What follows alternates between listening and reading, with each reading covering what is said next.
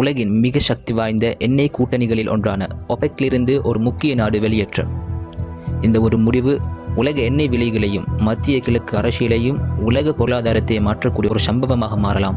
உலகின் முக்கிய எண்ணெய் உற்பத்தியாளர்கள் ஒன்றான ஐக்கிய அரபு அமீரகம் UAE ஒபெக் மற்றும் ஒபெக் பிளஸ் கூட்டணிகளில் இருந்து வெளியேறுவதாக அறிவித்துள்ளது.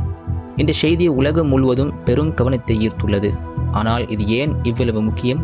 அதை புரிந்து கொள்ள முதலில் ஒபெக் என்றால் என்ன என்பதை பார்க்க வேண்டும். OPEC, the organization of the petroleum exporting countries, 1960ஆம் ஆண்டு உருவாக்கப்பட்ட எண்ணெய் ஏற்றுமதி நாடுகளின் கூட்டமைப்பு. இதில் Saudi Arabia, Iran, Iraq, Kuwait, Venezuela போன்ற நாடுகள் முக்கிய உறுப்பினர்களாக இருந்தன. இந்த அமைப்பின் முக்கிய நோக்கம் உலக எண்ணெய் உற்பத்தியை கட்டுப்படுத்தி எண்ணெய் விலைகளை நிலைப்படுத்துவது. ஒபெக் நாடுகளின் எண்ணெய் உற்பத்தி குறைந்தால் உலக சந்தையில் எண்ணெய் விலை உயரக்கூடும். உற்பத்தி அதிகரித்தால் விலைகள் குறையக்கூடும். பல தசாப்தங்களாக ஒபெக் உலகின் மிக சக்தி வாய்ந்த பொருளாதார கூட்டணிகளில் ஒன்றாக இருந்தது.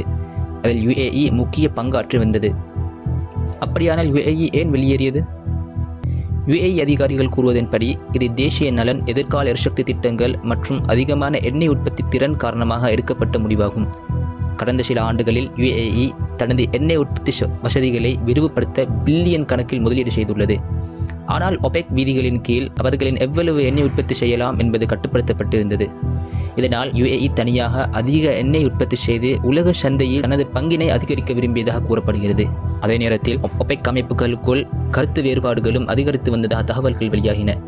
சில நாடுகள் உயர்ந்த எண்ணெய் விலைகளை பாதுகாக்க விரும்பிய நிலையில் மற்ற சில நாடுகள் அதிக உற்பத்தி மூலம் சந்தை பங்கினை உயர்த்த முயன்றன.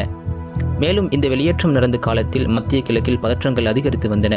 குறிப்பாக உலகின் மிக முக்கியமான எண்ணெய் கடல் சோக் பாயிண்ட்களில் ஒன்றான ஸ்ட்ரெய்ட் ஆஃப் ஹோர்முஸ் பகுதியில் ஏற்பட்ட பதற்றங்களும் கவனத்தை ஈர்த்தன. இப்போது உலகம் கேட்கும் கேள்வி, இதனால் ஒபெக் பலவீனமடையுமா? ஏனெனில் UAE சாதாரண உறுப்பினர் அல்ல. அது வளைகுடா பிராந்தியத்தின் வேகமாக வளர்ந்து வரும் மிகப்பெரிய எரிசக்தி சக்திகளில் ஒன்றாகும். சில நிபுணர்கள் கூறுவதாவது, இந்த வெளியேற்றம் ஒபெக்கின் உலக எண்ணெய் சந்தையை கட்டுப்படுத்தும் சக்தியை குறைக்கக்கூடும். மேலும் சில நாடுகளும் எதிர்காலத்தில் ஒபெக் உரிமையை மறுபரிசீலனை செய்யலாம் என்ற அச்சமும் உள்ளது. ஆனால் இதனால் சாதாரண மக்களுக்கு என்ன பாதிப்பு? UAE தனியாக அதிக எண்ணெய் உற்பத்தி செய்தால் உலக சந்தையில் எண்ணெய் வளங்கள் அதிகரிக்கலாம். அதனால் சில நாடுகளில் எரிபொருள் விலைகள் குறைய வாய்ப்பு இருக்கலாம். ஆனால் இன்னொரு பக்கம் பலவீனமான ஒபெக் உலக எண்ணெய் சந்தையில் அதிகமான நிலை தடுமாற்றத்தையும் விலை மாற்றங்களையும் உருவாக்கக்கூடும். குறிப்பாக போர்கள் அல்லது உலகளாவிய நெருக்கடிகள் நேரத்தில் இது பெரிய தாக்கத்தை ஏற்படுத்தலாம். ஏனெனில் எண்ணெய் என்பது வெறும் எரிபொருள் மட்டுமல்ல. போக்குவரத்து, மின்சாரம், கப்பல் போக்குவரத்து, உணவு விலை மற்றும் பணவீக்கம் அனைத்தையும் பாதிக்கும் முக்கிய காரணி. அடுத்த பகுதிக்கு செல்ல முன் உங்களுக்கு இப்படிப்பட்ட ஆழமான புவியியல், அரசியல் மற்றும் உலக பொருளாதார விளக்கங்கள் பிடித்திருந்தால் சேனலை சப்ஸ்கிரைப் செய்து சப்போர்ட் செய்யுங்கள்.